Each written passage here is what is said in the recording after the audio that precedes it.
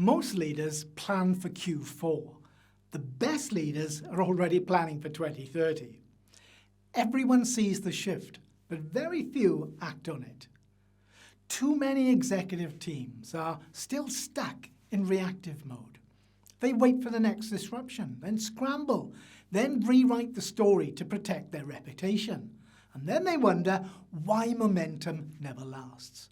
That's reactive leadership. But there's a much better way, and the numbers prove it.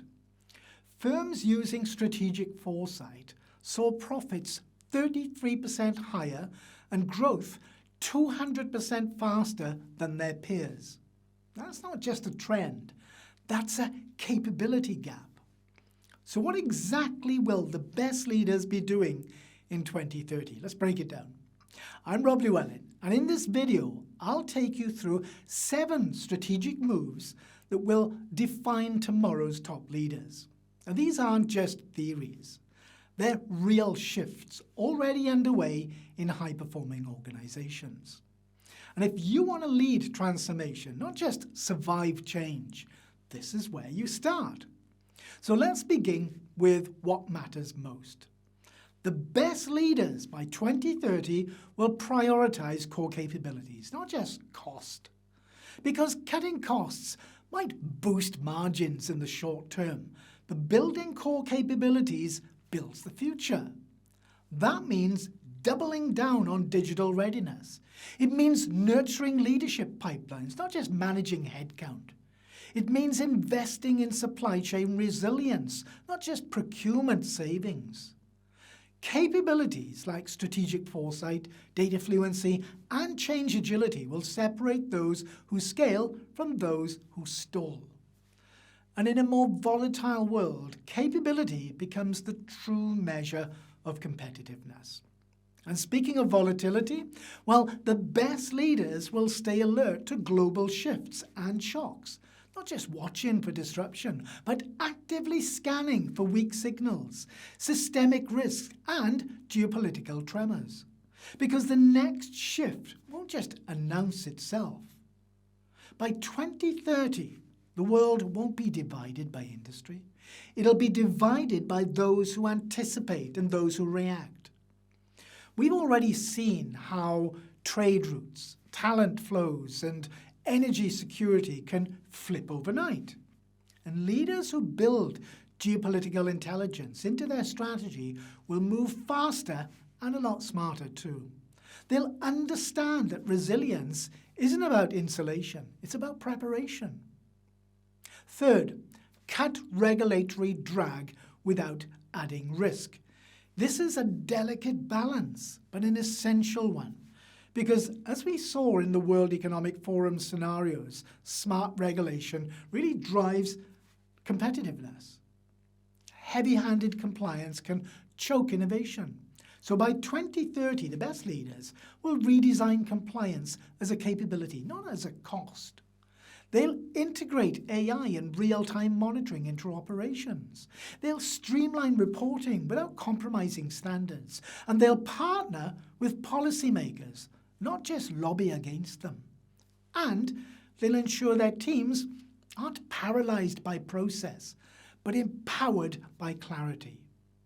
Risk, of course, will still be there, but navigating it will become a strength, not a strain. Now let's look further ahead. The fourth shift? Look ahead with disciplined foresight. Strategic foresight isn't about guessing the future. It's about preparing for multiple plausible ones. It's about scenario planning, stress testing, and translating weak signals into strong action. By 2030, leaders won't just ask, what's next? They'll ask, what if? They'll link foresight to investment, product, workforce, and partnership decisions. And they'll stop treating future readiness like a luxury, because the future will reward those who prepared, not those who panicked. Now, how do you lead in a fragmented world? Well, you balance local depth with global reach. And that's the fifth capability. It's no longer a choice between localization and globalization. The best leaders will do both. They'll build regional ecosystems that are deeply rooted in local insight, and they'll plug those into global systems of innovation, talent, and capital. By 2030, leaders who get this right will reduce risk, boost adaptability, and access growth that others can't reach. The key isn't scale for the sake of scale. It's strategic depth, layered with global agility. Sixth, sync short-term wins with long-term bets. Too many leaders still swing between quarterly targets and 5-year visions without connecting the two. The best leaders will master this alignment. They'll use short-term delivery as a driver of long-term transformation. They'll treat today's pilot as tomorrow's platform, and they'll avoid the trap of either-or thinking. Yes, of course, we need to show progress quickly, but if that progress isn't aligned to where we're headed, it's just motion without meaning. By 2030, high-performing firms will have systems to connect the now and the next seamlessly.